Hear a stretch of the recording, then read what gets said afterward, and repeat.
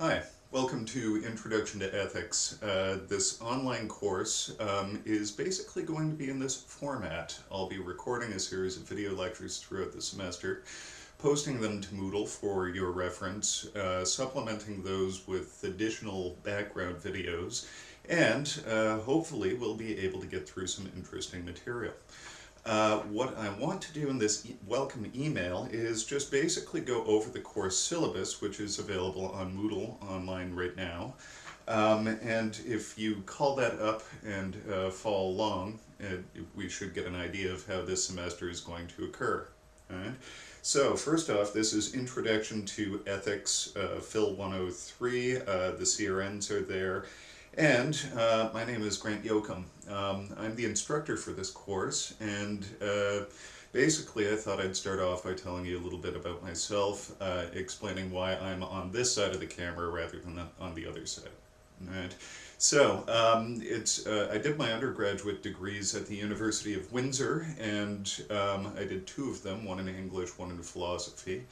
And then went off to do my graduate work in philosophy at Brock University. If you're curious, it's about 20 minutes outside of Niagara Falls on the Canadian side.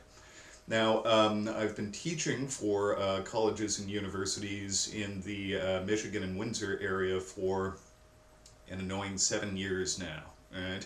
I've taught for a number of them, including U of M, University of Detroit Mercy, Oakland Community College. I currently teach for the University of Windsor, and actually, I was counting today, starts my 7th year at Oakland University. So, my training is in continental philosophy, which you'll see come up towards the end of the course, but I've got a wide background in the history of philosophy and even Eastern philosophy. My graduate program focused on comparative philosophy between Eastern and Western.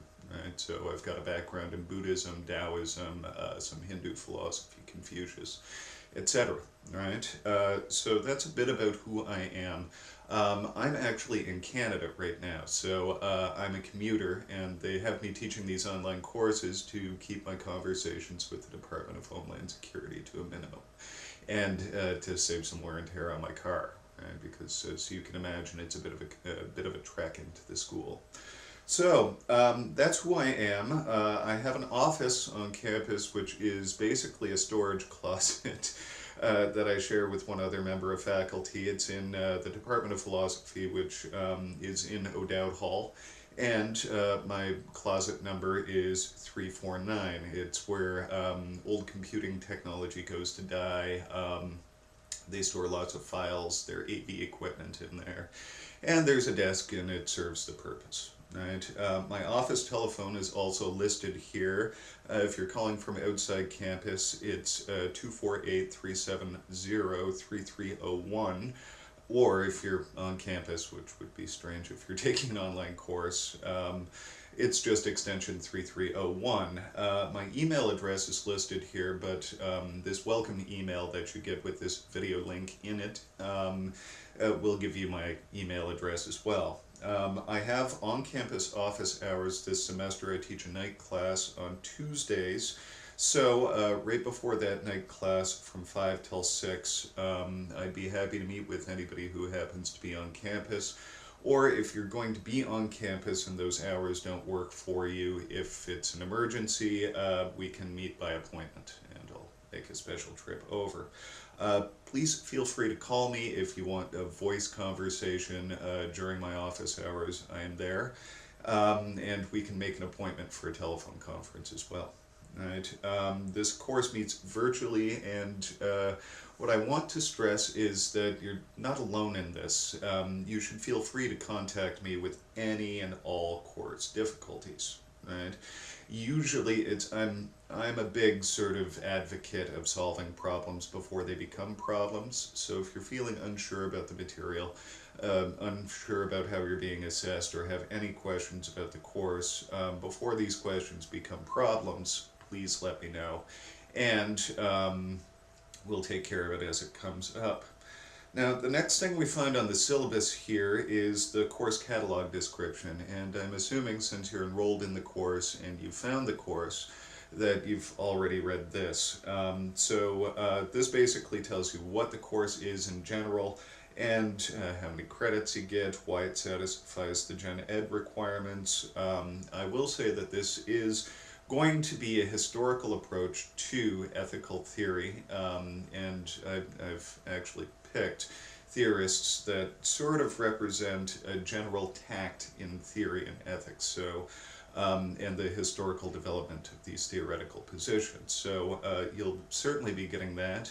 And this will be, to some extent, a writing-intensive course as well. So you'll be writing exegesis, you'll be writing reflections, you'll be writing criticisms in the exams for the course. All right. Now, the required textbooks are all in, I checked the other day, the Oakland University bookstore. The first one, Plato's Five Dialogues, is actually really a common book, so if you're not at Oakland, you should be able to pick that up at Barnes & Noble or wherever.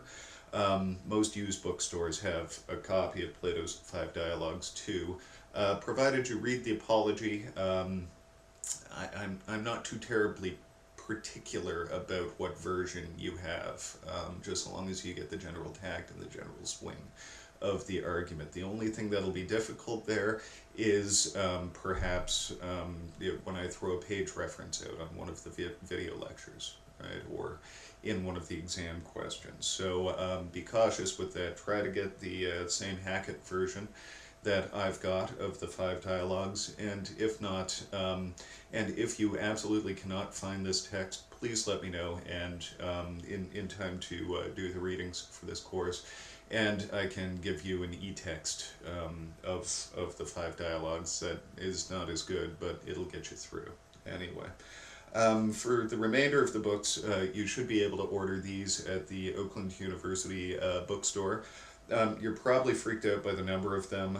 There's 7 books for this course, but I've tried to keep this as cheap as possible. Probably the most expensive book is going to be the, this is the nice thing about being in my office at home, the Sartre's Existentialism in Human Emotions, and it was only published by this one publishing company and in this format. So, but that said, I've taught this course a number of times and using the same material, so you should be able to find a used copy of that book at the bookstore if you manage to get in there. Otherwise, there are used copies available from any of your online book buying sources, right? Now, the name of the game this semester is ethics, which is basically a theory of action, right?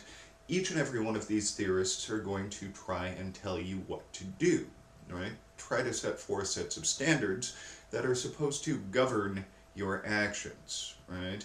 Delineate between permissible and impermissible actions, and it should be a really interesting semester. It's not going to be one of those stodgy, Bible-beating kind of semesters. Basically, how I designed these courses based on the material at hand, the issue is freedom, right? Which is one of the fundamental issues in ethical theory.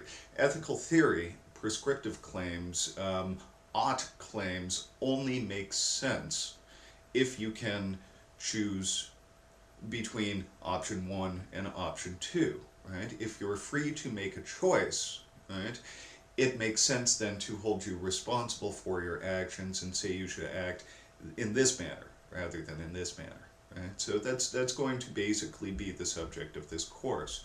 This course is a course in philosophy, right? So basically what we're going to be doing is taking a look at the arguments set forth in the materials that I've assigned to you and evaluating these arguments which attempt to establish reasons to, make a prescriptive claim, right?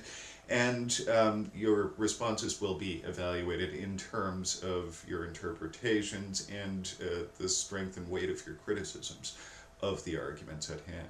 Right, so that's in general terms what we'll be taking a look at.